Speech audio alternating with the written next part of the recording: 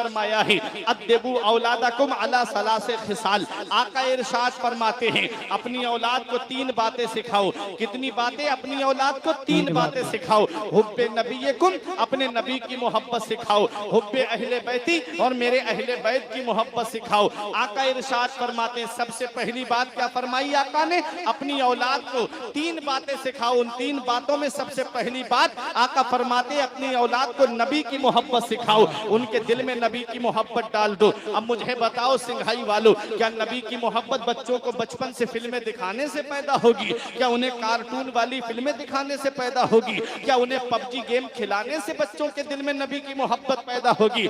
नहीं नहीं, बल्कि उनके हाथ में कुरान दे दो, नबी की मोहब्बत पैदा हो जाएगी। उनके हाथ में कुरान की तालीम दे दो, उनके दिल में नबी की मोहब्बत पैदा हो जाएगी। और जिसके दिल में नबी की मोहब्बत होती है उसके ईमान को कोई लूट नहीं सकता। जिसके दिल में नबी की मोहब्बत होती है उन्हें आग के शोलों पे भी लिटाया जाए तब भी वो ईमान का सौदा नहीं करते। जिसके दिल में नबी की मोहब्बत होती है उसे आग के अंदर भी डाला जाए तब भी वो अपने ईमान का सौदा नहीं करते।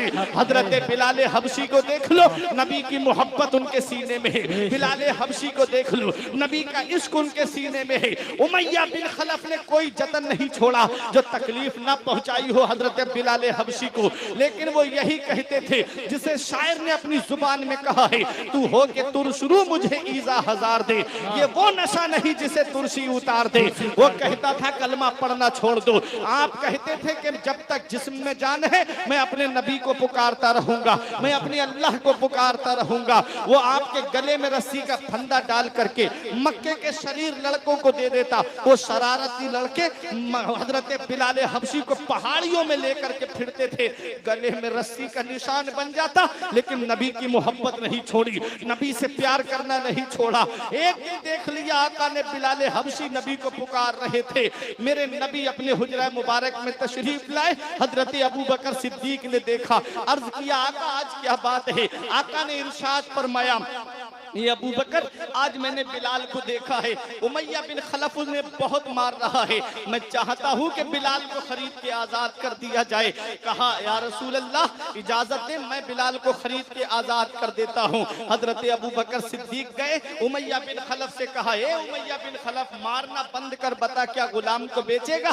कहा हाँ बेच दूंगा। कहा कितने में? उसने जो भी दिरहम बताए, जो भी पैसे बताए, आपने वो पैसे उसके हाथ पे रखे, बिलाल का हाथ पकड़ के चलने लगे। उमैया बिन खलफ ने जोर से कहा लगा के कहा ए अबू बकर मैं तो तुम्हें बहुत अच्छा ताजिर समझता था, तुम आज तिजारत में मात खा गए। कहा क्यों? कहा इस गुलाम से मैं इतना परेशान हो गया था, तुम किसी भी कीमत पे लेते मैं इसे तुम्हारे हाथ बेच देता, आज तुमने इसे बहुत महंगा खरीद लिया है। तब हजरत अबू बकर सिद्दीक फरमाते हैं ए उमैया बिन खलफ तू बिलाल के मर्तबे को क्या जाने, तू बिलाल की अजमत को क्या जाने, तू बिलाल की शान को क्या जाने, तू बिलाल के रुतबे को क्या जाने। अरे अगर आज बिलाल की खरीदारी के लिए अबू बकर की पूरी जायदाद मांगता तो अबू बकर बिलाल की आजाद करने के लिए पूरी जायदाद तुझे दे देता।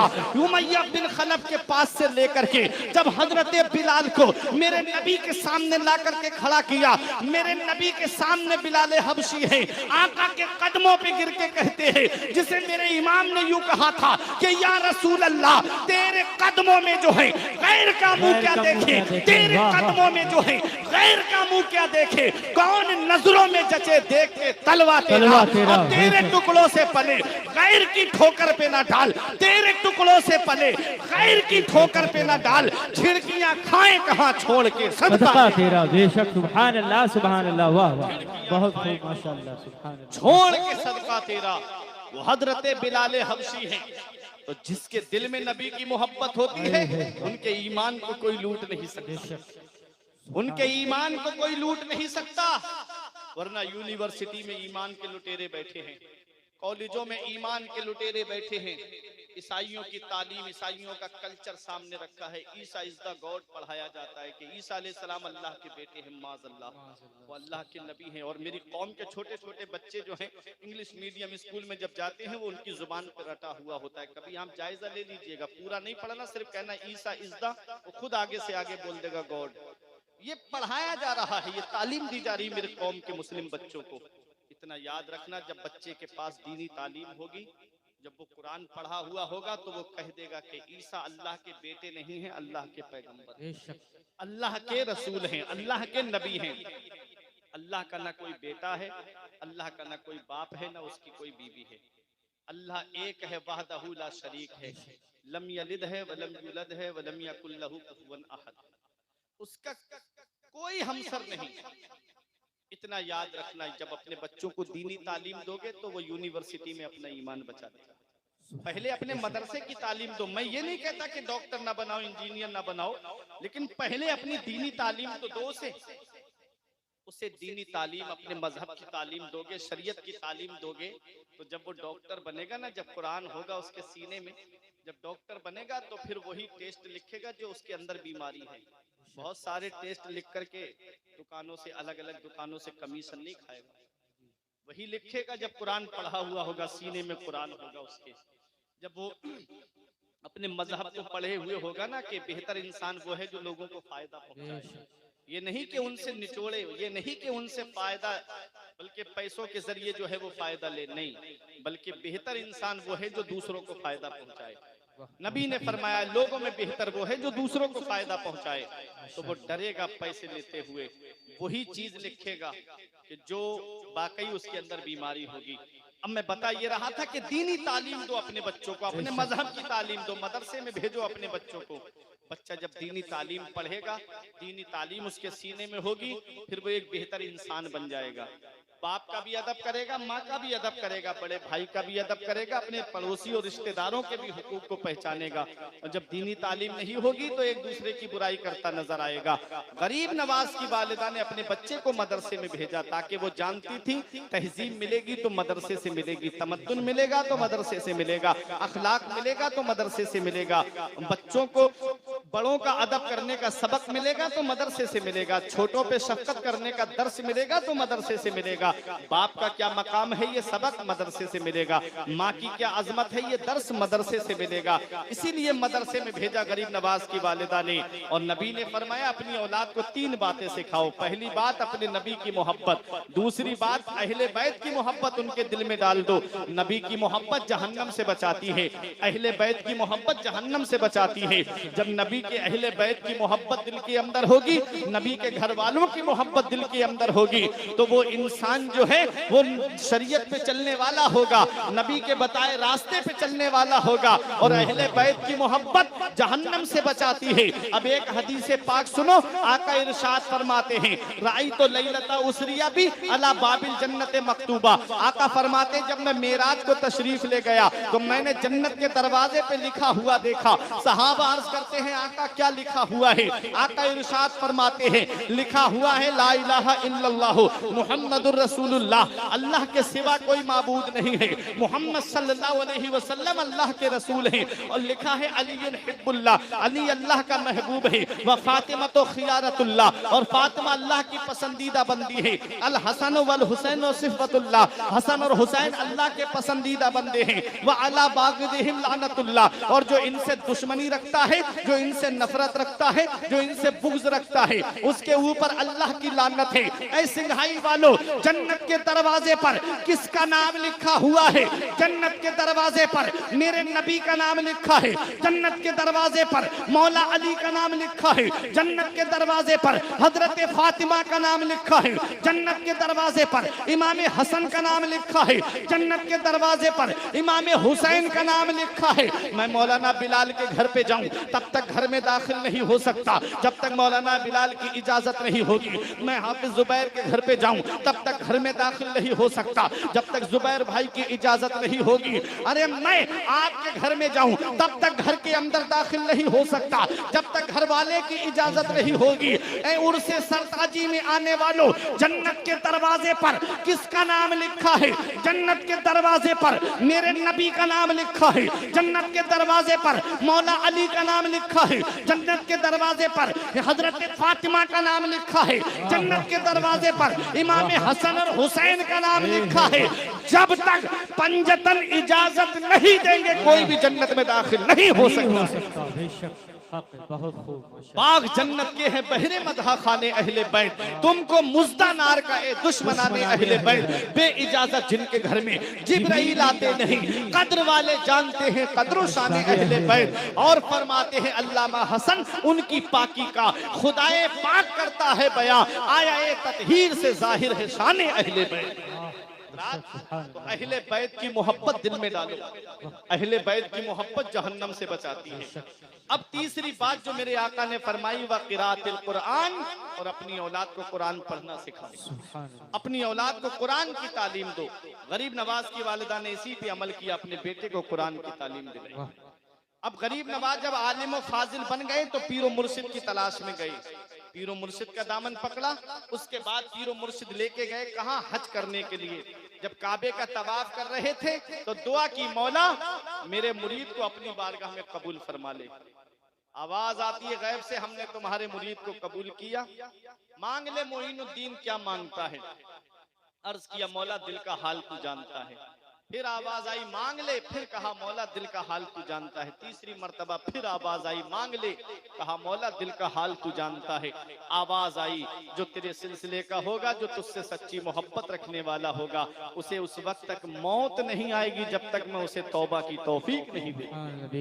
ये गरीब नवाज के चाहने वालों के लिए इनाम है कि गरीब नवाज का चाहने वाला और गौसे आजम का चाहने वाला तब तक दुनिया से नहीं जाएगा जब तक अल्लाह ताला उसे तौबा की तौफीक नहीं देगा।